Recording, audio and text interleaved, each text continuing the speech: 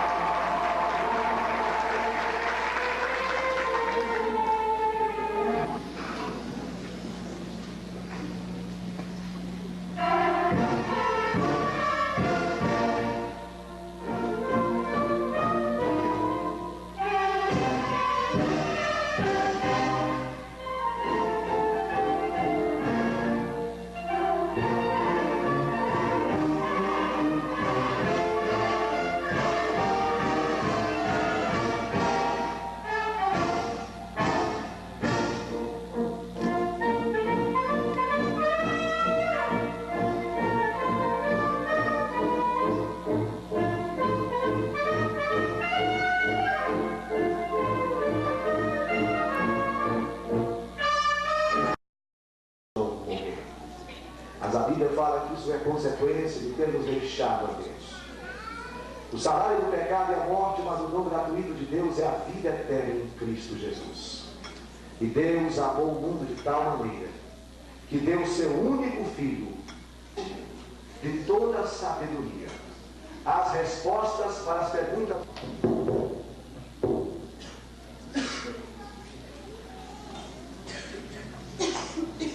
Para proferir essa mensagem, convido os oradores da turma, Tatiane Moreno Meira e Paulo Roberto Figueiredo Bracinho.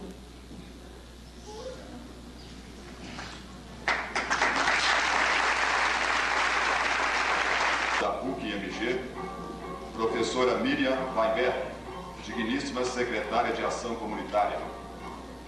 Ilustríssimas senhoras chefe do Departamento de Filosofia da PUC-MG, professora Silvia Maria Montalvo de Lara, prezado professor João Carlos Lino Gomes, senhores professores e funcionários, queridos pais, senhoras e senhores, caros colegas, boa noite.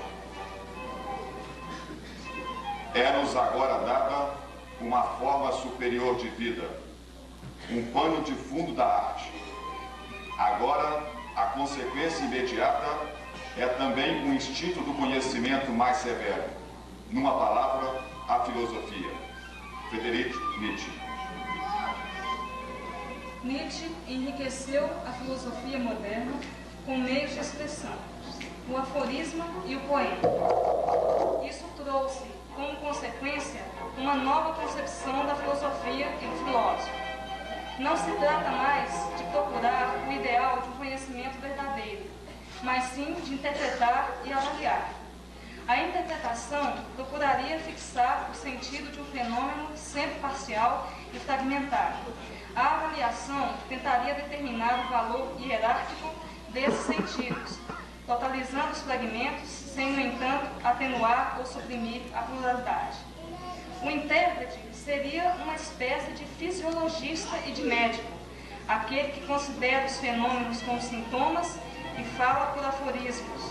Seria um artista, que considera e cria perspectivas, falando pelo poema. Reunindo as duas capacidades, o filósofo moderno deveria ser artista e legislador ao mesmo tempo. Nietzsche aponta para uma filosofia de unidade entre o pensamento e a vida. Esta estimulando o pensamento e o pensamento afirmando a vida. Não uma filosofia que se proponha como tarefa julgar a vida, opondo a ela valores pretensamente superiores, medindo-a por eles, impondo-lhe limites, condenando-a, mas uma filosofia crítica de todos os valores estabelecidos e criadora de novos. Uma filosofia que propugne uma vida ativa e um pensamento afirmativo desta mesma vida. Sob a égide dessa nova filosofia, elaborada por nosso patrono, é que nos propomos a construir nossa vida e contribuir com a vida daqueles que nos forem dados à convivência. Construir a vida conforme a sua necessidade. Se a própria existência cotidiana nos parecer pobre, não a acusemos. Acusemos a nós mesmos a nossa incapacidade para extrair as suas riquezas.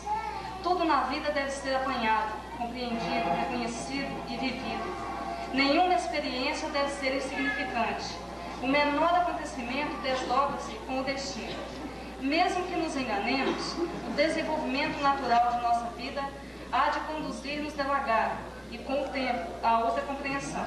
Deixemos o julgamento à própria silenciosa evolução, sem a perturbar. Como qualquer processo, ele deve vir do interior do ser. Tudo está em levar a termo e depois dar à luz. Não devemos assustar se uma tristeza se levantar à nossa frente, tão grande como nunca vimos, e uma inquietação passar por nossas mãos e por todas as ações como uma luz ou como a sombra de uma nuvem. Devemos pensar então que algo está acontecendo em nós. O que dizer acerca então de nosso pendor para a dúvida, ou de nossa incapacidade de harmonizar a existência? Por que desejar excluir de nossa vida toda e qualquer inquietação, quando não sabemos como tais circunstâncias trabalham para o nosso aperfeiçoamento? Procuremos amar as próprias perguntas, como quartos fechados ou livros escritos num idioma muito estrangeiro. Não busquemos respostas. Vivamos, por enquanto, as próprias perguntas. Talvez depois, aos poucos, sem que percebamos, num diálogo longínquo, consigamos viver as respostas. Os homens, com o auxílio das convenções, resolveram tudo pelo lado mais fácil da facilidade. Mas é claro que devemos nos agarrar ao difícil. Tudo que é vivo se agarra a ele. Tudo na natureza cresce e se defende segundo a sua maneira de ser. E faz-se coisa própria, nascida de si mesma, e procura ver-se a qualquer preço e contra qualquer resistência. Nessa resistência, haverá um necessário embate com o mundo no qual se perdeu a condição do humano ser. Embate no qual nos propomos a engajar com todas as forças no sentido de resgatarmos o substantivo da vida, desdobrando-nos no que vivemos e nos compreendendo espectadores e atores da vida, verificando todo o movimento da existência, nos descrevendo na consciência e, ao mesmo tempo, nos inscrevendo na realidade. Só assim assumiremos uma posição crítica frente à história, percebendo que ela não é uma simples sucessão de fatos, mas uma construção dos homens que traz para estes o sonho de ver na realidade o seu desejo. Nossas homenagens a Friedrich Nietzsche, nosso patrono, e a Rainer Maria Rilke, que inspirou o presente discurso. Obrigada.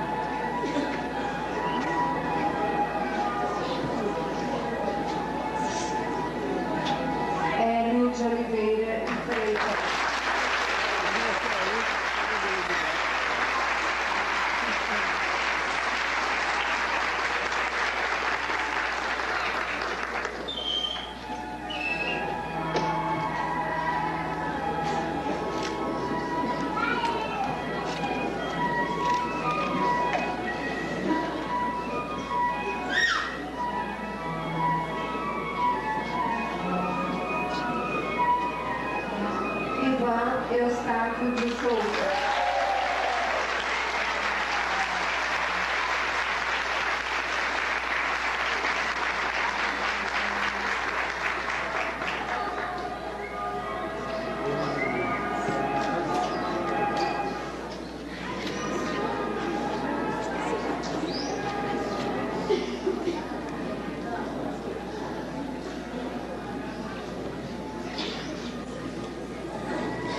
Ivanildo Rodrigues Miranda.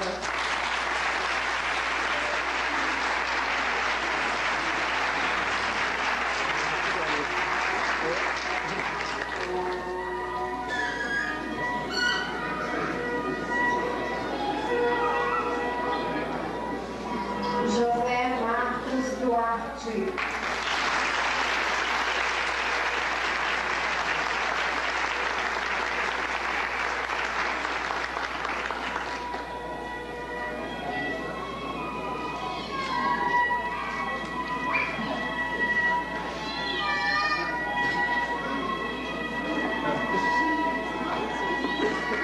José Sodré Barreto.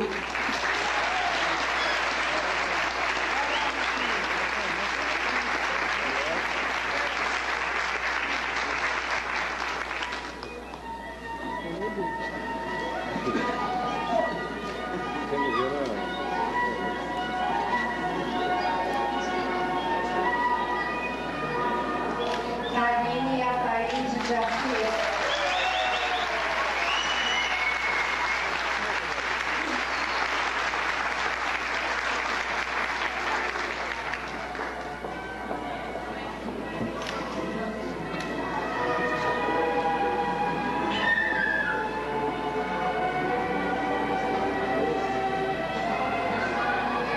Marcelo Lopes Pereira Machado.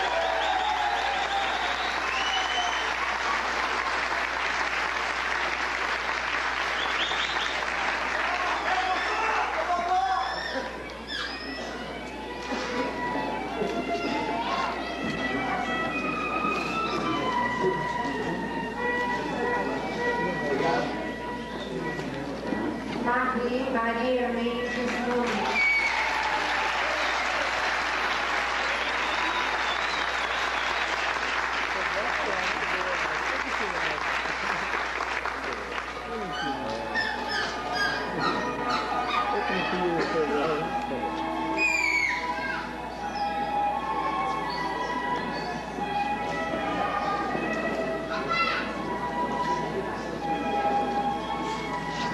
Paulo Roberto Figueiredo Brasil.